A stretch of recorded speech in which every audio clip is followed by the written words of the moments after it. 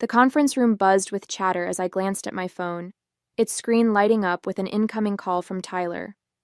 I stepped out into the hallway, expecting the usual small talk. "How's the trip? When will you be home?" Instead, Tyler's voice came through cold and smug. "I'm divorcing you," he said, his tone almost triumphant. "I've already sold the apartment, so you'll need to figure out where you're going to live. Enjoy that." For a moment, I couldn't breathe.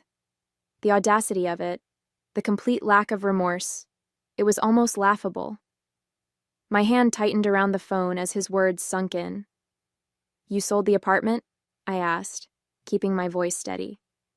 "Yeah," he said with a dry laugh. "Nicole and I need the money to set up our life together. She deserves better than a tiny place like that anyway." Nicole. The name stung, though I'd suspected for months that there was someone else. Tyler's late nights, his sudden work trips, and the mounting distance between us all pointed to a third party. But to hear him speak her name so casually, as if I were the intruder in their life, lit a fire in my chest. "Sounds good," I replied evenly. There was no way I was giving him the satisfaction of hearing me crack. "My name is Amelia, and up until that phone call, I thought I'd married a man I could trust. Tyler and I had been together for 6 years, and while things hadn't always been perfect, I'd believed in our partnership. We'd worked hard to buy our apartment, a cozy 2-bedroom in the city that I'd fallen in love with the moment I saw it.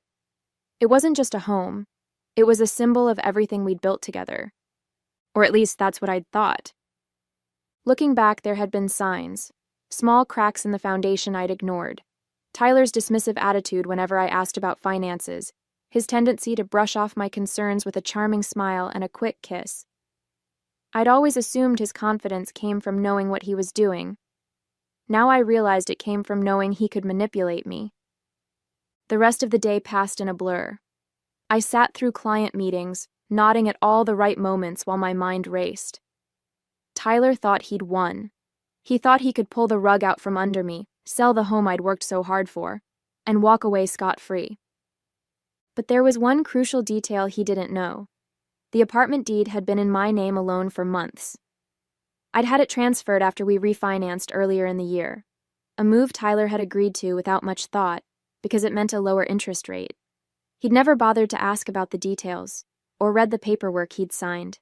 His carelessness was going to be his undoing. By the time I returned to my hotel room that evening, my shock had turned into resolve. I wasn't going to cry or beg. Tyler wanted a fight? Fine.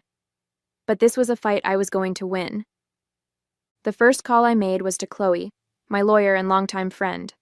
I laid out the situation in painstaking detail, my voice calm even as my pulse raced. "He sold the apartment?" she repeated, incredulous. "Does he even realize that he can't do that without your consent?" "Apparently not," I said, a hint of amusement creeping into my tone. "He thinks he's already spent the money on his new life with Nicole." Chloe laughed dryly. "Well, he's in for a rude awakening. The sale is invalid. You can prove sole ownership, and if he's taken any money from the buyer, he's on the hook for fraud." The word fraud sent a jolt of satisfaction through me. "What do we need to do?" I asked. "First, we'll notify the buyer that the sale isn't legal," Chloe said. "Then, we'll draft a formal letter for Tyler, outlining the consequences of his actions. If he's dumb enough to try anything else, we'll take him to court." As I hung up, I felt a strange sense of calm settle over me. Tyler thought he'd outsmarted me, that he'd left me powerless and scrambling. But in reality, he'd just set himself up for the ultimate humiliation.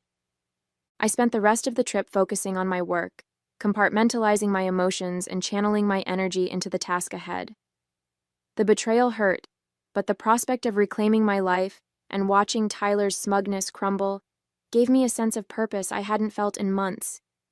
When I boarded the plane home, I was ready to face Tyler, ready to dismantle his lies, and ready to start a new chapter without him. This wasn't just about winning. It was about taking back control. The flight home gave me hours to think about how everything had unraveled. Tyler's arrogance was astounding. He hadn't even tried to hide his betrayal. as if I was just another obstacle to bulldoze on his path to freedom. But instead of spiraling into anger, I focused on what I'd do when I returned. Tyler thought I was powerless, but he didn't realize I'd been playing the long game without even knowing it. As the plane touched down, my first call was to Chloe. "I'm back," I said as I hauled my suitcase off the luggage carousel. "What's the next step?" "We've already notified the buyer," she replied, her tone brisk and efficient. They were shocked, to say the least, and not too happy with Tyler. They're willing to cooperate, which helps our case. "And Tyler?" I asked. "I sent the formal letter to his email this morning," she said. "It outlines the illegality of the sale, your sole ownership of the apartment, and the potential consequences of fraud. He hasn't responded yet, but if I had to guess, he's going to be furious." Good, I thought. Let him stew. When I arrived home, the apartment was eerily quiet. Tyler's things were still there, his jackets draped over the chair, his shoes carelessly tossed by the door, but the place felt different, like the energy had shifted. I took a deep breath and set my suitcase down, knowing that the confrontation would come soon enough. Sure enough, Tyler came storming in that evening, his face red with anger and his phone clutched in his hand. "What the hell is this?" he shouted, waving the letter Chloe had sent. "You're telling me I can't sell the apartment? It's half mine." "No, Tyler," I said calmly, crossing my arms. "It's not. The deed has been in my name for months. You can't sell something you don't own." He froze, his face a mixture of confusion and rage. "What are you talking about?" I grabbed the deed from the file I'd pulled earlier, holding it up for him to see. "After we refinanced, I had the deed transferred to my name. You signed off on it, remember? Or did you just skim the paperwork like you always do?" For a moment, he said nothing. Then his expression twisted into a sneer. "You think you're so smart, don't you? This doesn't change anything. I already made a deal, and you're going to look like a fool when it all falls apart." I stared at him, unblinking. "The sale is already void, Tyler. The buyer knows it, and they're ready to take legal action if you don't return the money. Oh, and speaking of money..." I took a step closer, lowering my voice. "If you've spent a single cent of that deposit, you're in even bigger trouble." Tyler's confidence wavered for the first time. "You don't know what you're talking about," he muttered, avoiding my gaze. "Oh, I know exactly what I'm talking about," I said, my voice steady. "You've spent years treating me like I'm too naive to notice what you're doing. But guess what, Tyler? I've been paying attention, and now you're going to deal with the consequences." He started pacing, his frustration mounting. "This is ridiculous. You're blowing everything out of proportion. You can't just kick me out of here?" I raised an eyebrow. "Actually, I can. This apartment is legally mine. You can stay here for now, but only because I'm giving you the courtesy of time to figure out your next move. But let me be clear, I'm not going anywhere." Over the next few days, Tyler's anger turned into desperation. He called me repeatedly, leaving frantic voicemails that alternated between begging and threatening. Meanwhile, Chloe worked behind the scenes to ensure that every loose end was tied up. The buyer rescinded the agreement, furious at Tyler for wasting their time and money, and Chloe drafted the preliminary paperwork for the divorce proceedings. "You're in a good position, Amelia," she told me during one of our meetings. "Tyler has no leverage here. Between the voided sale and the fraud charges hanging over his head, he'll have to cooperate if he wants to avoid a bigger mess." Her words were a relief, but they also reminded me just how much I'd allowed Tyler to control my life. For years, I'd ignored his dismissiveness and arrogance, telling myself it wasn't worth the fight. But now, I saw how much I'd been giving up, and I was determined to take it all back. Lauren, my best friend, came over one evening to help me reorganize the apartment. We boxed up Tyler's things, carefully stacking them in the corner of the living room. "How's he taking all this?" she asked, holding up one of his gaudy ties with a smirk. "Not well," I said, laughing despite myself. "He's still convinced he can talk his way out of it, but I'm not budging." "Good," she said, tossing the tie into the box. "He doesn't deserve a single inch of your space or your time." I nodded, feeling a wave of gratitude for her support. For so long, I'd felt alone in my marriage, carrying the emotional and financial burden while Tyler took credit for everything. But now, I had people in my corner, and that made all the difference. The final piece of my plan fell into place the day Tyler brought Nicole to the apartment. I was sitting at the dining table reviewing some paperwork when they walked in like they owned the place. Nicole looked around with a smug smile, her arm looped through Tyler's. "So, this is where we're staying?" she said, her voice dripping with entitlement. I stood up, my heart pounding but my resolve unshaken. "No," I said firmly. "This is where Tyler was staying. You, Nicole, won't be staying here at all." Her smile faltered and she glanced at Tyler, who looked equally stunned. "What is this?" he demanded. "This," I said, gesturing to the apartment around me, "is my home. Not yours, not hers, and certainly not a hotel for you to shack up in after stabbing me in the back." Nicole's expression turned icy, but she said nothing. Tyler, on the other hand, looked like he was about to explode. "You can't do this!" he shouted. "You're being unreasonable." I met his gaze, unflinching. "No, Tyler. What's unreasonable is thinking you could sell my home, walk away with the money, and expect me to just roll over. You're lucky I haven't filed criminal charges for now." Tyler stood in the doorway, his face red with frustration, while Nicole crossed her arms, looking increasingly uncomfortable. "You're being ridiculous, Amelia," he said, his voice laced with desperation. "You can't just kick me out of my own home." I took a step forward, my voice calm but unwavering. "This is my home, Tyler. The deed has been in my name for months, and you know that. You signed the paperwork without even reading it, just like you always do. So no, this isn't your home anymore." Nicole glanced at Tyler, her perfectly manicured hand tightening around her purse strap. "Wait, what's she talking about?" she asked, her tone sharp. "You said this was your apartment, that you sold it." He flinched, trying to wave her off. "It's complicated. I'll handle it." "Oh, it's not complicated," I said, stepping closer. "You tried to sell an apartment that doesn't belong to you. That sale is void, Tyler. And as of right now, you don't have a leg to stand on." Nicole's composure cracked. "You mean the money you told me you had—" She stopped mid-sentence, her voice rising. "Oh my God, did you lie about that too?" "Nicole, let me explain," Tyler said quickly, holding his hands up. But she wasn't having it. "No," I said, cutting him off. "Let me explain. Tyler tried to sell the apartment behind my back, thinking he could pocket the money and leave me with nothing. What he didn't know is that I had the deed transferred to my name months ago, so not only did he fail to sell it, but he also committed fraud by pretending he could." Nicole's mouth opened and closed like a fish gasping for air. "Fraud?" she whispered, taking a step away from him. "Are you serious?"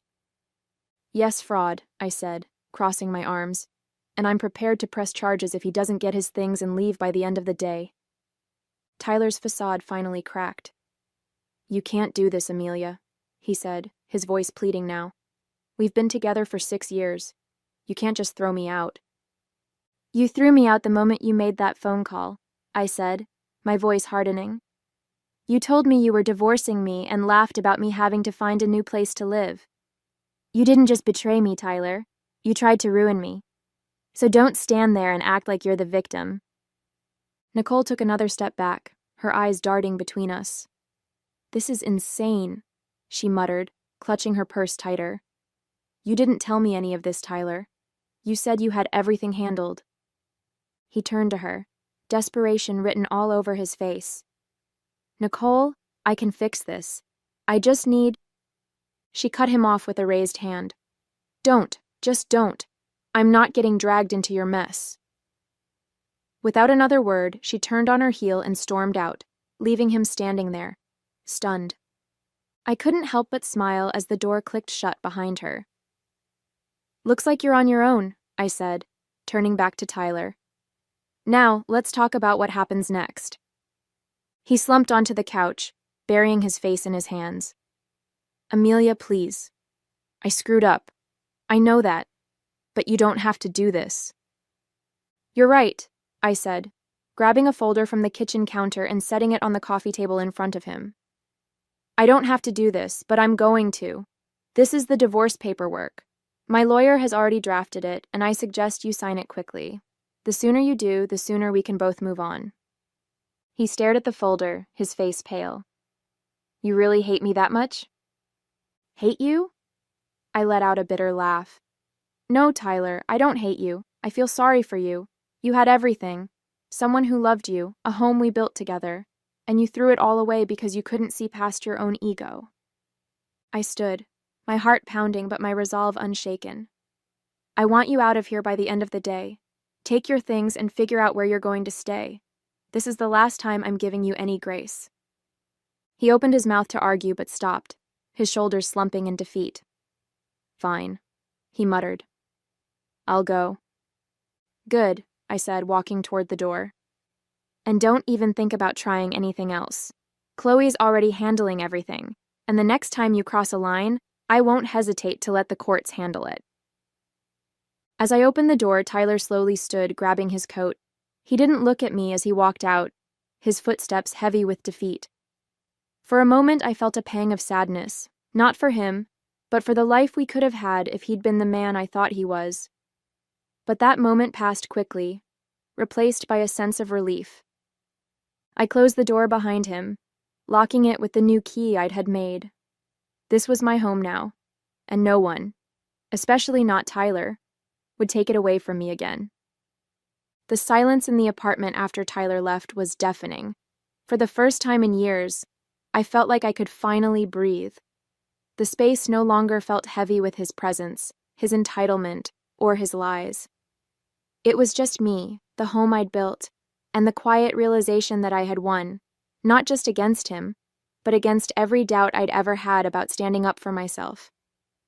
I stood in the middle of the living room, taking in the emptiness where his things had been. His oversized gaming chair, the framed jerseys that had cluttered the walls, and the gaudy coffee table he'd insisted on keeping were all gone.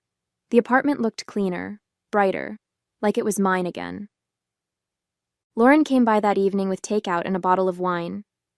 Is he really gone? She asked, plopping down on the couch with a dramatic sigh. Gone and not coming back, I said, pouring 2 glasses of wine. I gave him until the end of the day to pack his things. He didn't argue. Lauren raised her glass. To fresh starts and well-deserved victories. I clinked my glass against hers, feeling the weight of the past week slowly lifting. To never letting someone walk all over me again. Over the next few days, I began to reclaim the apartment piece by piece. I rearranged the furniture, moved my favorite artwork into the living room, and filled the space with things that made me happy. It wasn't just about redecorating, it was about turning the apartment into a reflection of who I was, not the person Tyler had tried to make me. Chloe called with updates on the legal proceedings, her voice filled with the kind of confidence that made me feel invincible. The fraud charges are off the table since the buyer decided not to pursue them, she explained, but the divorce paperwork is moving along smoothly. Once Tyler signs, you'll be officially free. Hearing the word free made my chest tighten. It wasn't just about the divorce. It was about everything I'd been carrying for years. The resentment, the self-doubt, the feeling of being trapped in a marriage that didn't value me. It was all finally being lifted. Tyler tried to reach out a few times. His messages ranged from half-hearted apologies to pathetic attempts to guilt me into reconciling. I made a mistake, one read. Can't we at least talk about this? Another was more desperate. You're going to ruin me, Amelia. Is that what you want? I didn't reply. For once, I wasn't going to waste my energy trying to fix something that was broken beyond repair. He'd made his choices, and now he was dealing with the consequences.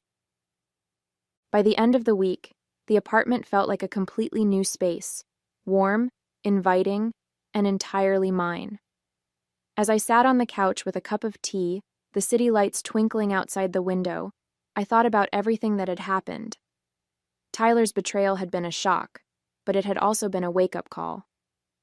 For too long, I'd let myself believe that I didn't deserve better, that I had to settle for whatever scraps of respect and love he decided to throw my way. But now, I knew better. I wasn't just reclaiming my apartment, I was reclaiming my life. A month later, my life looked completely different. The apartment was unrecognizable, not because of any drastic renovations, but because of how it felt. It was a space that reflected me, my tastes, my personality, and my newfound independence.